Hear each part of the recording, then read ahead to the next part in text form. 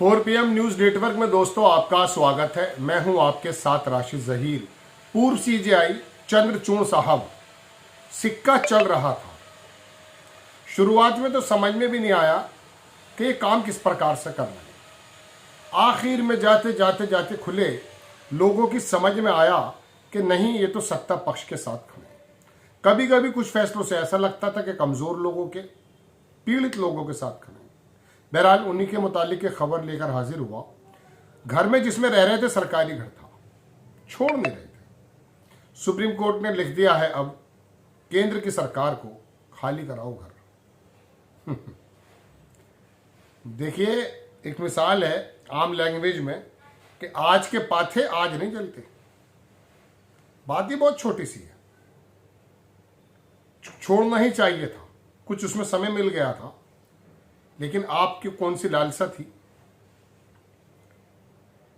देखिए, हमारे जो राष्ट्रपति थे एपीजे अब्दुल कलाम, उनके बारे में एक बार मैंने पढ़ा कि 2 बैग लेकर आया था राष्ट्रपति भवन में और वो 2 बैग लेकर ही वापस चले गए।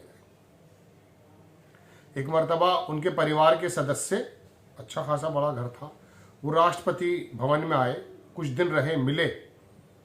उस कैंटीन का बिल जो राष्ट्रपति के अंदर खाना था भवन में, एपीजे अब्दुल कलाम ने अपनी जेब से दिया। मैं सिर्फ मिसाल के तौर पर दूसरी मिसाल सुनाता हूं। सत्यपाल मलिक, मैं नहीं कह रहा वो क्या थे, क्या हैं, क्या नहीं है, कश्मीर के जब गवर्नर थे, उनकी बकौल, उन्हीं की जबानी, उन्होंने कहा मैं इतने जोड़ी कुर्ते पजामे लेकर आया था, वही वापस लेकर चला गया हूं 4 राजभवन से। उन पर इल्जाम तो लग गए, सही है बात, वो तो बाद में पता चलेगा। 150 करोड़ रुपए की वो बीजेपी के बीच में जो लोग, आरएसएस के लोग थे, उनके ऊपर आरोप भी लगे।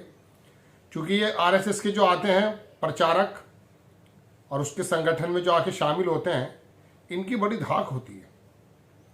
बीजेपी वालों को ये पता था पहले कि हमारी बागडोर इन्हीं के माध्यम से ऊपर नीचे की जाती है।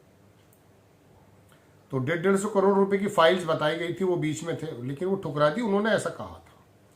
कहने का मतलब यह है दोस्तों कि जब ज़मीर मजबूत होता है ना, तो लोग अपनी टोपियां पुराने करीम लिख करके अपना खर्च चलाते हैं बादशाह होने के बाद। इस वाले डायलॉग से हो सकता है परेशानी हो जाए आपको, लेकिन तारीख को आप भुला नहीं सकते। आप देखें, ये छापा है अखबार में कि Supreme Court admin seeks removal of ex CJI Chandrachud from official residence. Supreme Court ने डिमांड किया कि the designated residence for India sitting CJI be vacated immediately इसको खाली करा देना चाहिए। छोड़ क्यों नहीं रहते साहब आप?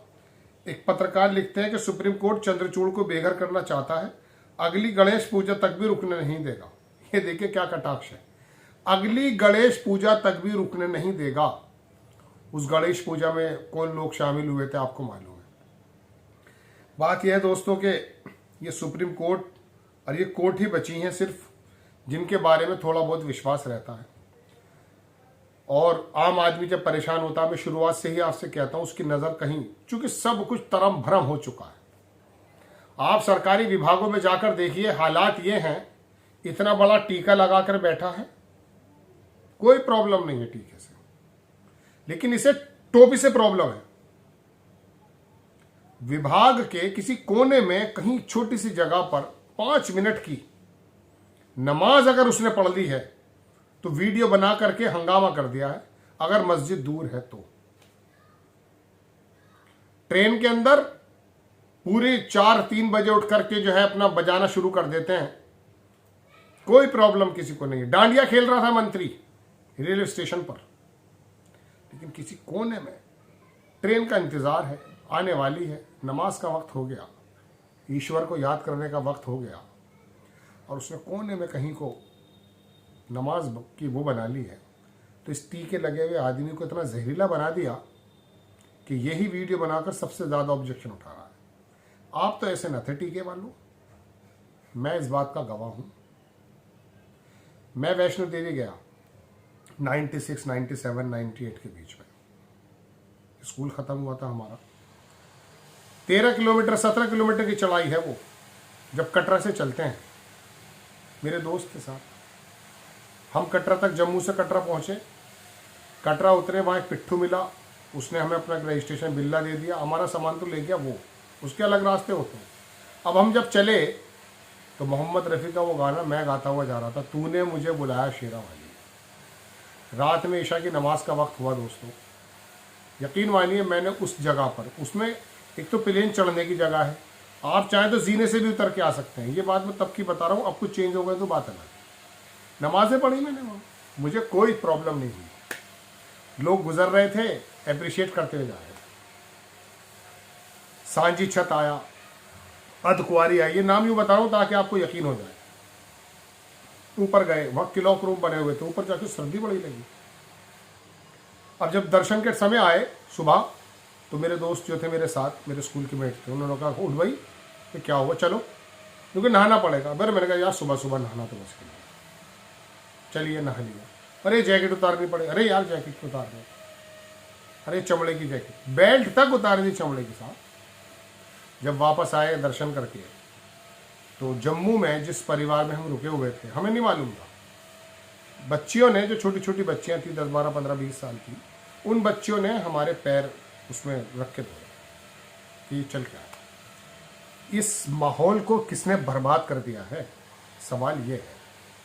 अपनी खबर पर आ जाता हूँ, कहीं और चला गया था, माफ़ी चाहूँगा। तो दोस्तों बात यह है, ये माहौल इसी सुप्रीम कोर्ट, इसी सीजीआई के अंडर में था कि इसको मेंटेन रखते और सरकारों को लगाम लगा देते। अब आपको घर खाली करना पड़ेगा। क्यों रह रहे थे आप समय सीमा से बाहर? क्यों सुप्रीम कोर्ट ने आपको खाली घर करने का आदेश दे दिया? क्यों केंद्र ने? वो केंद्र तो आपके यहाँ बड़ी ज़बरदस्त थी, पूजा के दौरान भी सबसे मूल्यांकन होता था। अब पता चल रहा है ना, कानून कानून होता है। क्योंकि दोस्तों बात यह है कि अगर आपका जो ज़मीर था, सीजीआई साहब के बारे में मैं बात कर रहा हूँ, जो कहा था कि मैं इस बात के लिए चिंतित हूँ कि भविष्य में इतिहास मुझे कैसे याद करेगा, तो याद रखिए बहुत सारे लोग ऐसे हुए जिन्हें याद करता है इतिहास, और किन किन नामों से करता है। इसी सीजीआई, इसी सुप्रीम कोर्ट के अंदर जजेस हुए, लंबी फहरिस्त है, हर विभाग में, प्रधानमंत्री हो या चुनाव आयोग, सब लोग, बैंक का गवर्नर हो या कोई और, सबके हमारे पास एक विरासत है, उस विरासत में नाम आ सकता था आपका। ये जो ट्रंप है ना, परसों कहीं बयान कर रहा था, कहीं के एक स्कूल के अंदर पढ़ाने वाले आदमी को नोबेल मिल जाता है। मैंने देखिए ऐसे ऐसे काम, नोबेल मांग रहा है गोया के, अरे नक्शेबाज ना होता, ड्रामेबाजी ना करता, ओरिजिनल काम करता, तो तुझे भी नोबेल के अंदर ले आते। तुझे झगड़े दिखाई दिए वो जो नहीं होने वाले थे। पाकिस्तान के टेरर में हम आ सकते थे क्या? तेरे बस की अभी तक गाजा का नरसंहार रोकना नहीं हुआ है। रशिया तेरी बात नहीं मान रहा है, और नोबेल के चक्कर में हमारे यहाँ भी एक नोबेल के लिए लंबी दाढ़ी बढ़ाया हुआ था एक व्यक्ति। दोस्तों बात यह है कि सीजीआई साहब के बारे में बता रहा हूँ कि आपका नाम आ सकता था, आपका ज़मीर आपके सामने खड़ा होकर कहता कि आपने, यू डिड वेल, आपने अच्छा काम, लेकिन अब तो घर खाली करना पड़ेगा। जय हिंद।